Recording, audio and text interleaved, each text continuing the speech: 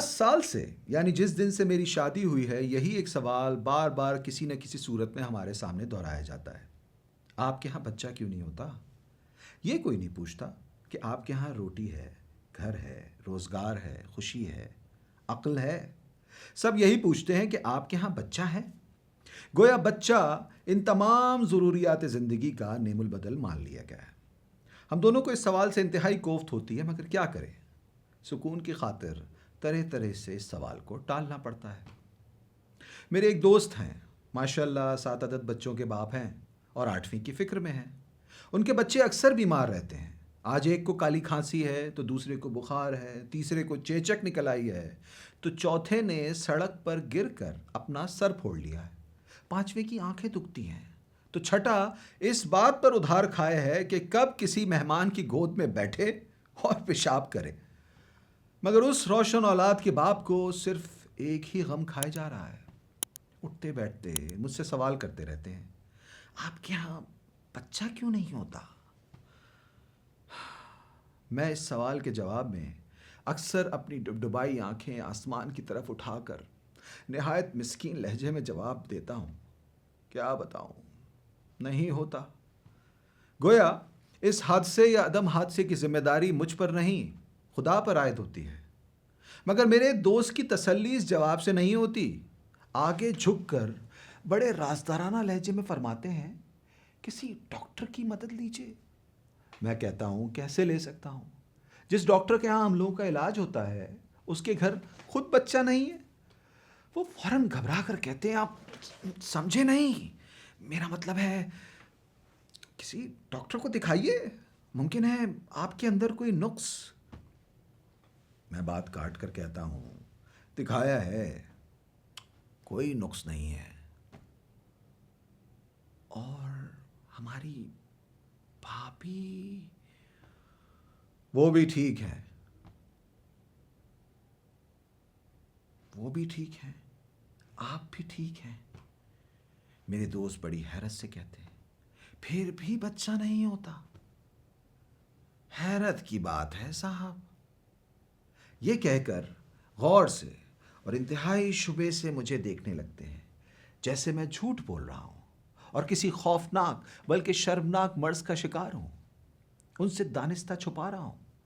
ان کا بس نہیں چلتا، ورنہ وہ خود کھڑے کھڑے ہم دونوں کا ڈاکٹری معائنہ کرا ڈالیں۔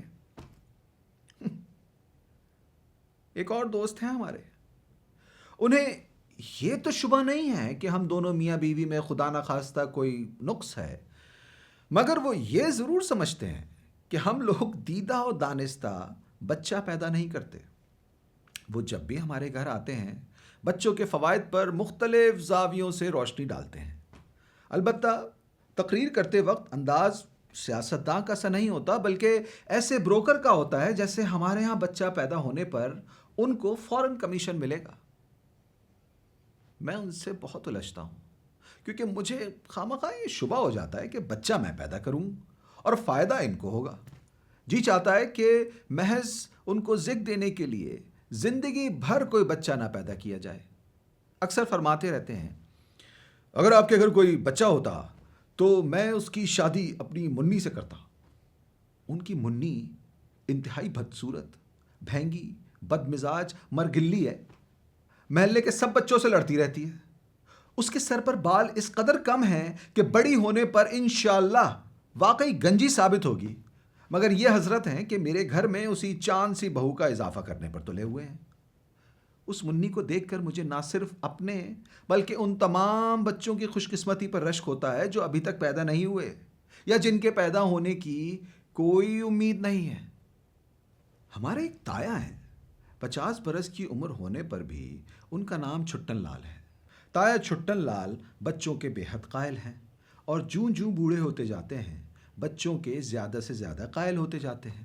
گھر آتے ہی میرے سر پر بڑی شفقت سے ہاتھ پھیرتے ہیں، مجھ پر کم، میری بیوی پر زیادہ۔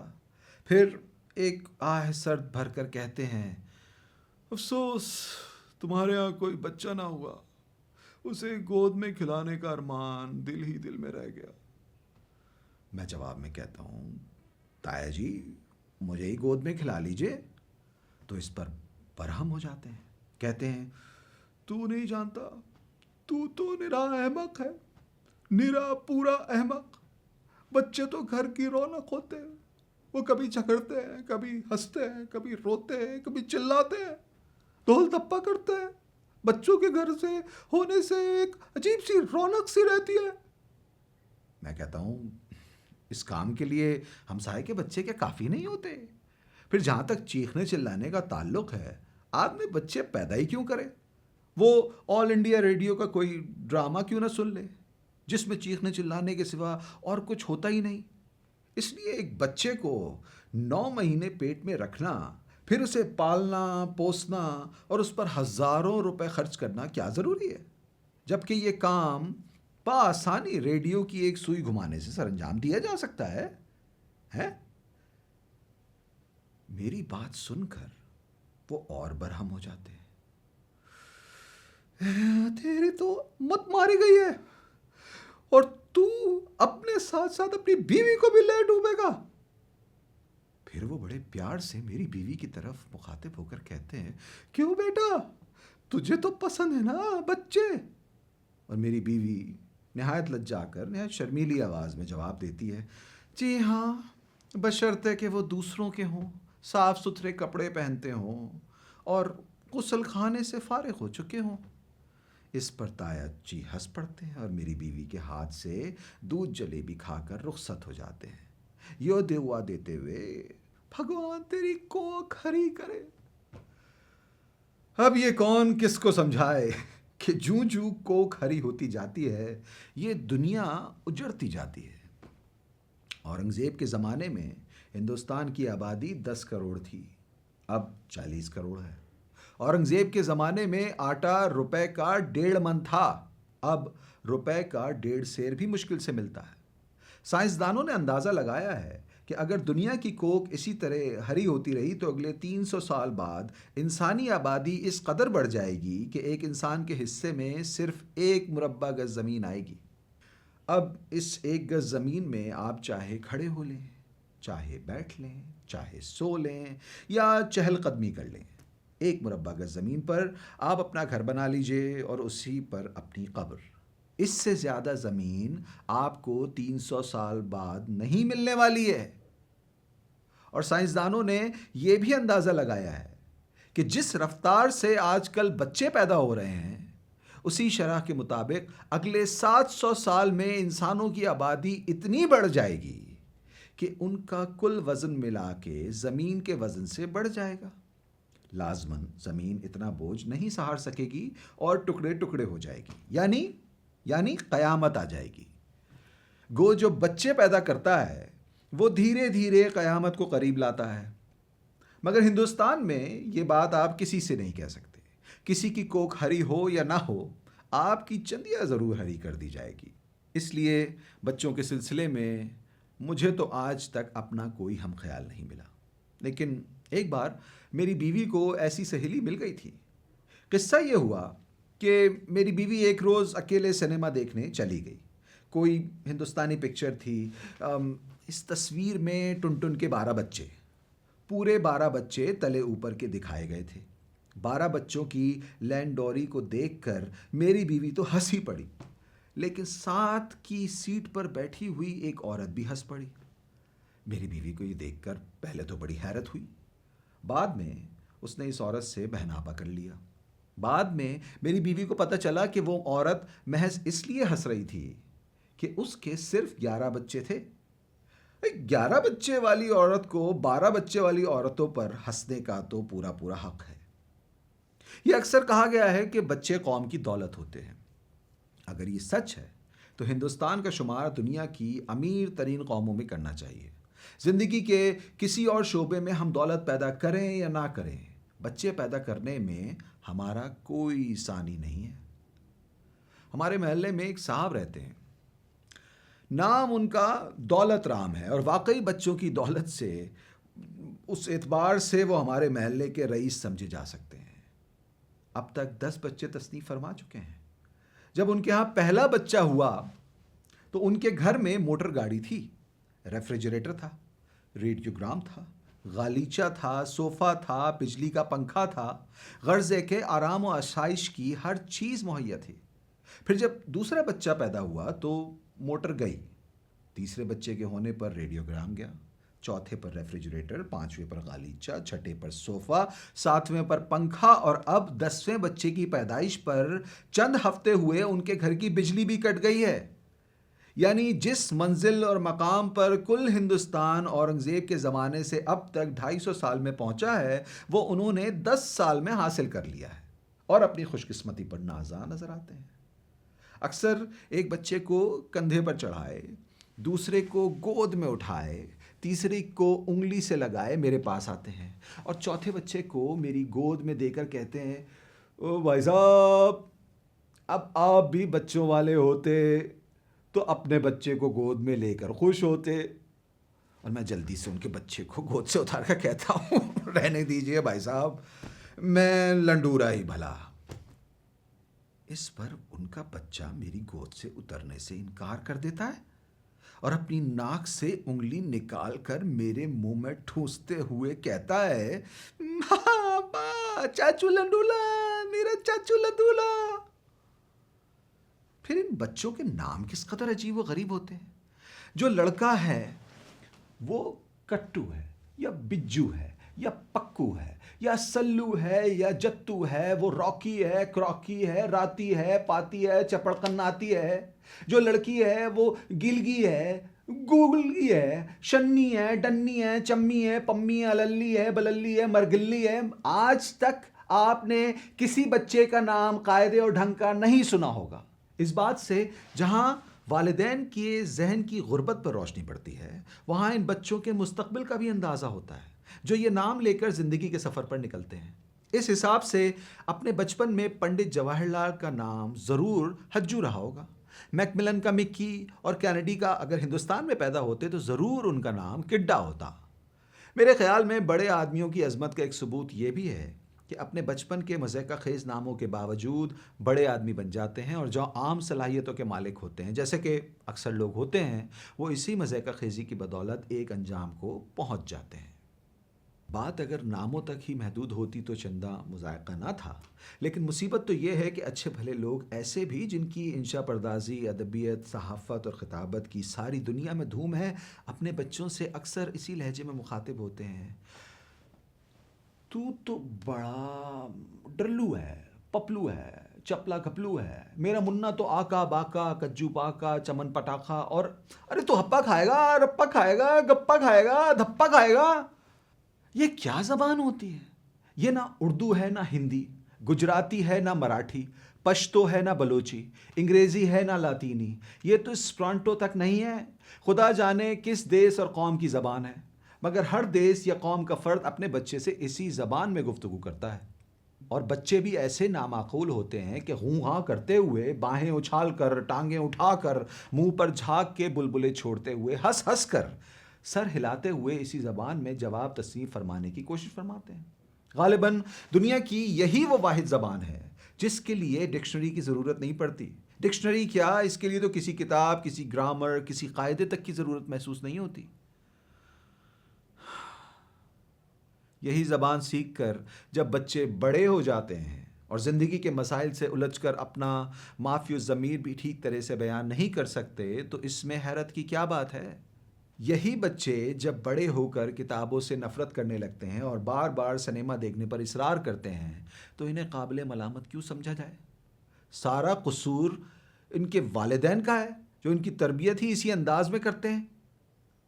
تربیت سے یاد آیا کہ بالعموم بچوں کی تربیت ایک سرے سے ہوتی ہی نہیں ہے۔ آج کل یہ ایک طرح کا فیشن چل نکلا ہے کہ بچوں کو روکو نہ ٹوکو، جو ان کا جی چاہے وہی کرنے دو۔ سنا ہے اس سے بچوں کی بہت سی نفسیاتی الجھنیں دور ہو جاتی ہیں، یعنی وہ الجھنیں جو بڑے ہونے پر ان کو لاحق ہو سکتی تھیں۔ یہ بھی سنا ہے کہ ایسی نفسیاتی ایجاد کا صحرا فرائڈ کے سر ہے، جس سے بڑا الجھنوں کا بانی اور گورکھ دھندے باز اس دنیا میں آج تک پیدا نہیں ہوا۔ میرے عزیز دوست دولت رام فرائڈ کے اس مقولے پر بڑی پابندی سے عمل کرتے ہیں۔ نہ صرف عمل کرتے ہیں بلکہ بچوں کو بے راہ روی پر اکساتے ہیں۔ یعنی فرائڈ سے بھی وہ 2 ہاتھ آگے جاتے ہیں۔ ایک دفعہ کا ذکر ہے، یہ حضرت میں اپنی بیوی کے اور 6 بچوں کے ہمارے گھر میں اس وقت وارد ہوئے جب ہم میاں بیوی نہا دھو کر اجلے کپڑے پہن کر سنیما جانے کی تیاری کر رہے تھے۔ ہمارے ہندوستانی سماج کا ایک قاعدہ یہ بھی ہے کہ کتنے ہی ضروری کام یا ضروری تفریح کے لیے آپ جا رہے ہوں، گھر میں اگر مہمان آ جائے تو آپ کہیں نہیں جا سکتے، مہمان سے کچھ نہیں کہہ سکتے، آپ کو لامحالہ رکنا پڑے گا، گھنٹوں بات چیت کرنی پڑے گی، اور باتوں کے دوران میں بات بے بات بلا وجہ یوں ہی ہنسنا پڑے گا۔ الغرض آپ کو یوں کہنا پڑے گا کہ آپ اپنے ہمسائے کی آمد سے بے حد خوش ہوئے ہیں، حالانکہ اندر ہی اندر آپ کا دل انہیں قتل کرنے کو چاہ رہا ہوگا، مگر تہذیب مانے آپ مسکرا کر اور خون کا گھونٹ پی کر ہمسائے کا نہیں اپنا خیر مقدم کرنے پر مجبور ہے۔ مگر ہمسائے کے لیے تو کسی خیر مقدم کی ضرورت بھی محسوس نہیں ہوتی، آپ کو ہو تو ہو، ہمسائے کو نہیں ہوتی۔ چنانچہ دولت رام نے آتے ہی میری پیٹھ پر ایک زور کا دھپ دیا اور میری کمر میں ہاتھ ڈال کر بڑی بے تکلفی سے میری ہڈی پسلی ایک کرتے ہوئے مجھ سے لپٹ گئے۔ مسز دولت رام نے میری بیوی سے باتیں شروع کر دیں اور بچوں نے غالیچے پر کھڑے ہو کر چاروں طرف کمرے کے سامان کا یوں جائزہ لینا شروع کر دیا جیسے وہ کسی کمرے میں نہیں، کسی جنگل میں آ نکلے ہوں۔ اس کے بعد 2 بچوں نے ٹارزن کی طرح ایک خوفناک چیخ اپنے حلق سے نکالی اور ریڈیوگرام کی طرف لپکے۔ میرا دل دھک سے رہ گیا، مگر بچوں کو کسی کے دل کے دورے سے کیا غرض؟ چنانچہ ایک بچے نے بڑھ کر کے ریڈیو ریکارڈ بجانا شروع کر دیے، دوسرے نے ریڈیو کی سوئی گھمانا شروع کر دی، تیسرا بچہ بک شیلف پر چڑھ گیا اور کتابیں نکال نکال کر باہر پھینکنے لگا، چوتھا بچہ اونچے کارنر پیس پر پڑے ہوئے گلدان کے پھولوں کو لالچی نگاہوں سے دیکھنے لگا، پھر ایک سٹول اٹھا کر کارنر پیس پر چڑھنے کی کوشش کرنے لگا۔ میرا دل اچھل کر حلق میں آ گیا۔ کیا حال ہے؟ دولت رام نے کہکا لگاتے ہوئے میری پیٹھ پر دوسرا دھپ مارا۔ اچھا ہوں، میں نے کانپ کر مری ہوئی آواز میں کہا۔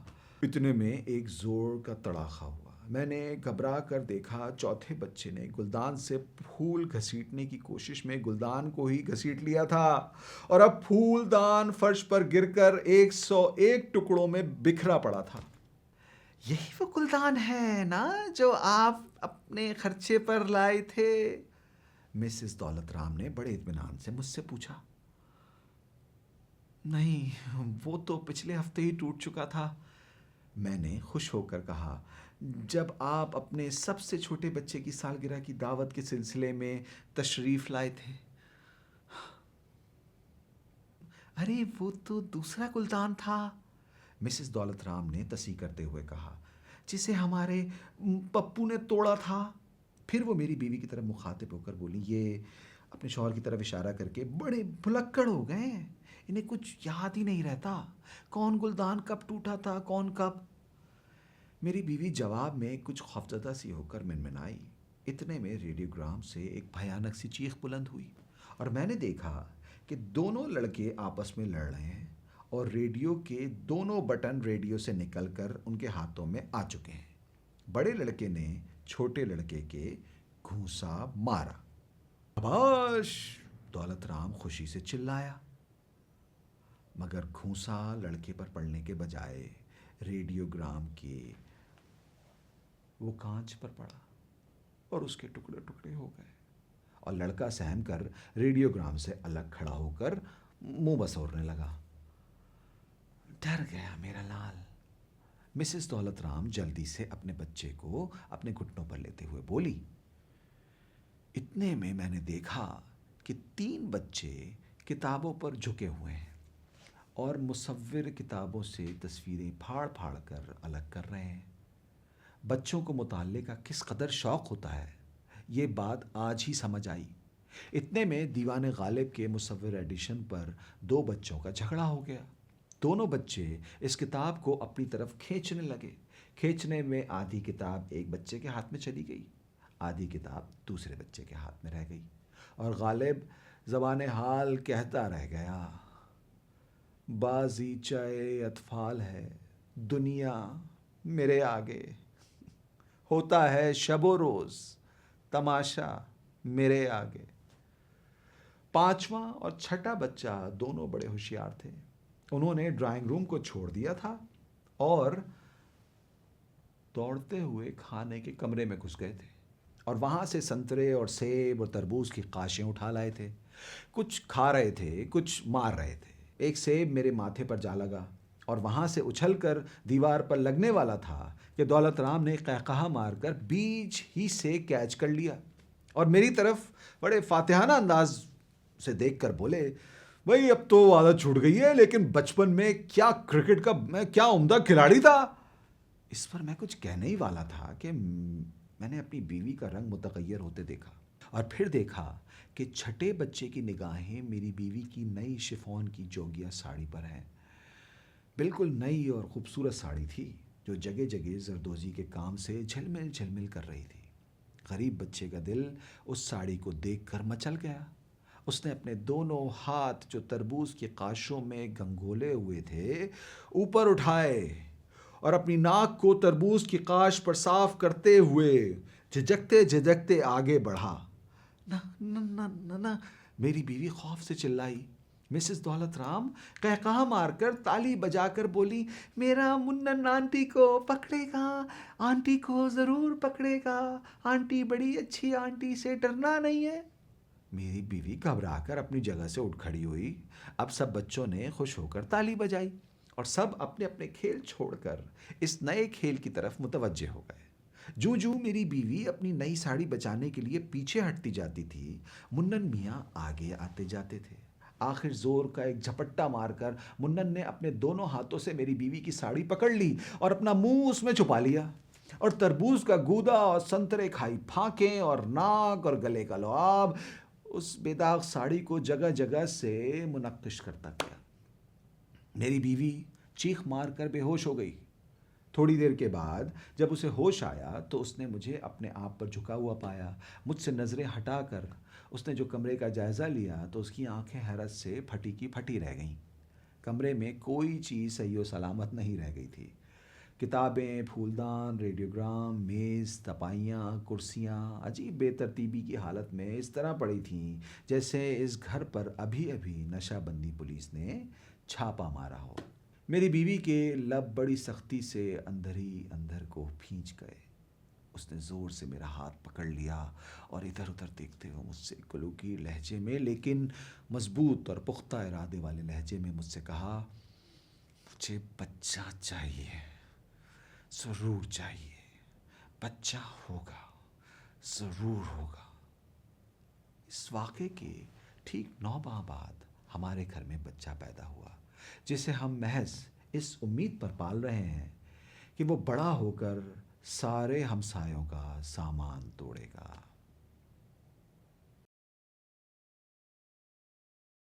یہ تھی کرشن چندر کی کہانی جگر گوشے۔ اگر آپ کو یہ کہانی پسند آئی ہے تو ہمارے چینل کو سبسکرائب کیجیے، لائک کیجیے، شیئر کیجیے اور وہیں ایک بیل کا آئیکن ہے اس کو بھی دبائیے۔